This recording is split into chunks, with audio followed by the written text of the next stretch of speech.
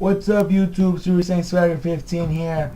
I'm gonna review episode 1 of Initial D 5th Stage. Just watched it right now. It's been out. It already been out, before, but I haven't noticed it because I've been really busy with the whole Assassin's Creed 3 thing. But okay, so here to review. This is my first review for an actual episode, that I just saw a review, and then you can see the next episode. The next episode's already out, but I'm gonna do the next episode tomorrow night, or probably just tomorrow. So this is my first review. So anything you want to point out to me or advice on, please comment, and that would be really helpful. So I just watched the first episode, and before it starts, to give you a little recap of what happened. So in the last one, in the last series, the last episode, Takami raised God Arm, who technically won a lost race because he won, but technically he would have lost, because if it wasn't for God Arm having stomach pains, he would have lost. So that happened. So after that, so they start you off in the show, and Takami's he's doing deliveries in the blue Isuzu that Punta has, Takami's dad, and he's drifting with the one arm technique that God Arm used. So I take it that he's trying to learn it, perfect it. And it says something. It says to master the God Arm technique, you must have 100% concentration and must get everything correct of what's gonna happen 100% of the time. And it's a really hard technique to master, so I understand why. And then so continues after that. Then it goes on to Takami chillaxing with his friends. Goes and visits Itsuki and Ikatani in the gas station, and Ikatani brings up something about some sort of imposters, playing as Takami.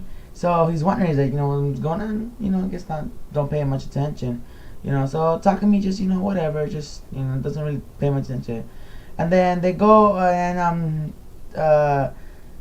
Takami goes on the road with Itsuki, and Itsuki's practicing his drift, and he's practicing from heel toe, drifting. He's like, oh, how good was that? And then Takami's off in his own world again, always thinking, how he usually is.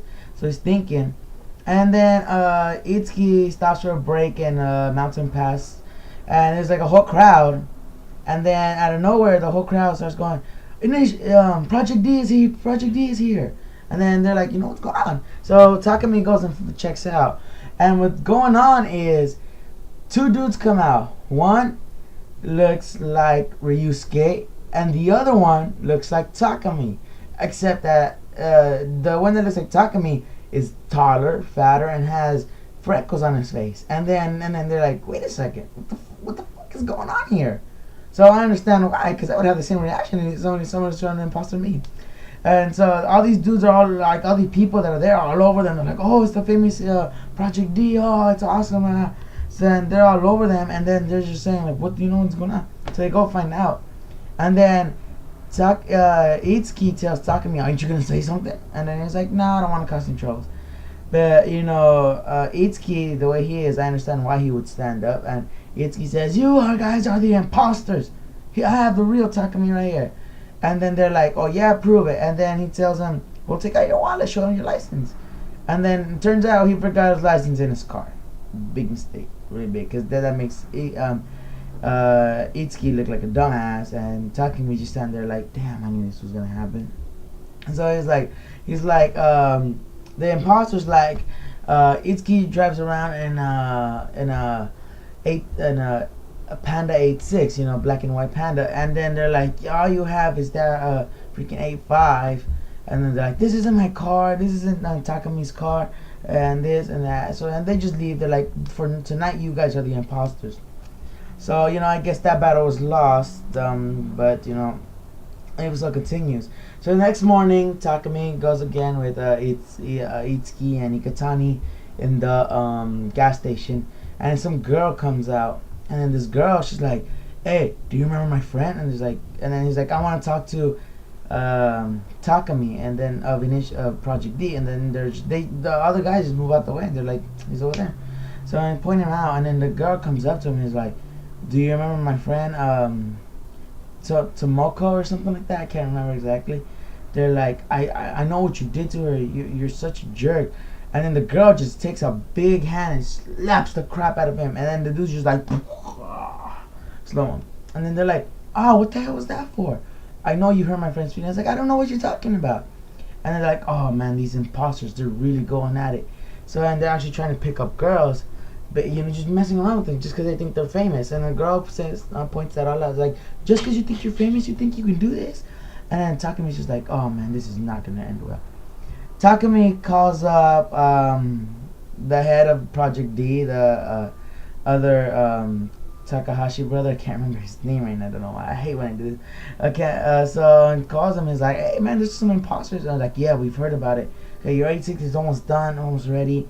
We're gonna try to get it fixed as soon as possible so we can see what's going on. Just try to like stay out of the way. And then the head of Project D tells his brother Ryusuke, and Ryusuke tries to figure out what's going on. So and this, he gets Takami gets the 86 back. Everything's almost back to normal. But then the Waterloo shows up in one of these meetings that the imposters are having, and then Waterloo is like, oh hi, my name is Waterloo. I also have an 86, as a fellow 86 driver. Can I go on a passenger ride for you to show me your famous drifting skills? Oh great, Takami and whatever. He's like okay, can you do this perfect? He says, take a drift over the bridge, end it in a perfect slide, and make it a perfect run. And then he's like, no, I can't do that. The imposter, right? And he's like, no, I can't do that.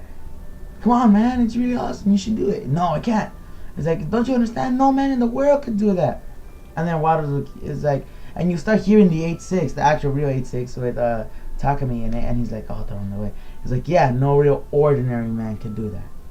And then what happens is, Takami is actually driving. He's like, you want to see a real drift? And he snaps his finger. And that moment, Takami comes in, pulls in the perfect drift of everything, becomes in a super fast. He's like, and then Waterloo's thing to say is like, oh man, he's really fast. I guess he's gotten really good. He's gotten better. And then Takami pulls out the perfect drift, and everybody's just like, what the fuck? And then they're like, this is the real one. And then the whole team of Project D shows up, and they're like, so I hear you're the imposters. And then he's like, and then the imposter's like, Ryusuke, let's get out of here. And then Ryusuke gets out of his car. The real Ryusuke is like, oh, so your name's Ryusuke too. What a coincidence. And then they show up everybody, and then the imposter like, oh crap, we've been caught. And then they start, getting on their knees begging for mercy, and they're like, oh, we're so sorry, we're so sorry, we're so sorry. And Ryusuke says, I never knew my imposter was so darn ugly. And then so they start telling him, you can never do anything like this again, or we will call the police, because apparently they have their license and their number, their address and all that stuff, numbers down. They're like, the power of information is really, really strong. So then that happens, and then after that, what happens is Takami comes up to the imposter version of Takami, and tells him, so you hurt this one girl's feelings. I need you to go and apologize, because another girl came and slapped me, and that really hurt. And then just think of it as someone said it, like super awesome. And then that happens, and pretty much that's the end of the episode. Except before it leaves, it goes to a small cutscene where the people that are gonna race next, it's like in a holy track. It's then like, oh, they're not, Project D is not ready for this, and so this comes to the end of the episode.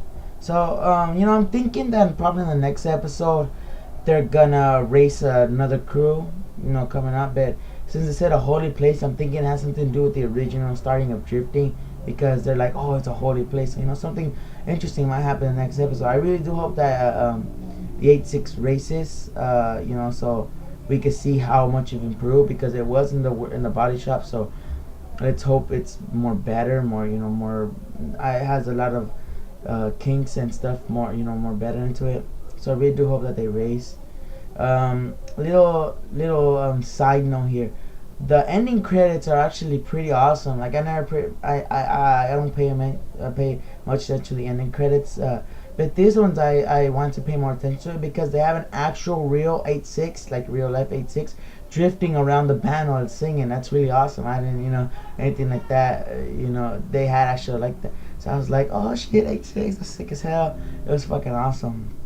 So yeah. So this is the review for Initial D, fifth stage, episode 1. Please like, comment, subscribe. This is Super Saiyan Swagger 15. Peace out, YouTube.